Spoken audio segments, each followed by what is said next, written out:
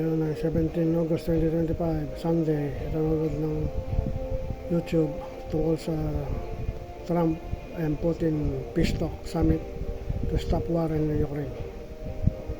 The high-stakes Alaska summit seems to have brought bad news for Zelensky.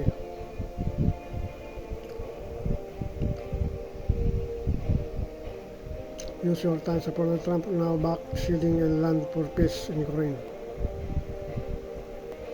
Trump reportedly told US he supported the concession.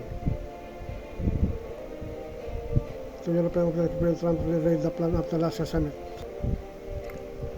Trump reportedly believes if Russia and cooperate on Bas Iran could end the fighting.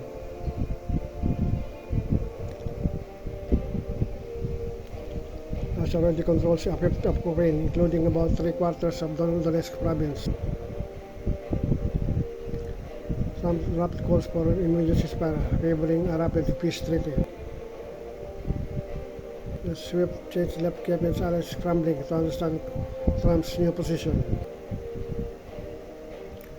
Zelensky caught in the middle.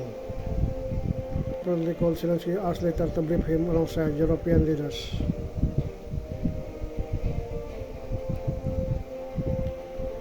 After Trump passed the proposal, the European Presidency rejected it.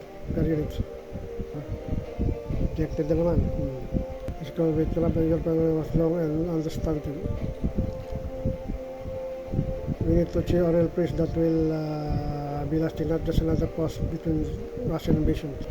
The case must stop as soon as possible, and the fire balances both on the battlefield and in the air, as well as against our ports from Russia. American President I said that sanctions will be strengthened. First, there's no tyrant beating up tries to make an end to the war. An effective tool. Difficulty will be in the long term with the government both Europe and US. All US potential must be such categories participation. As one can be decided under the pressure.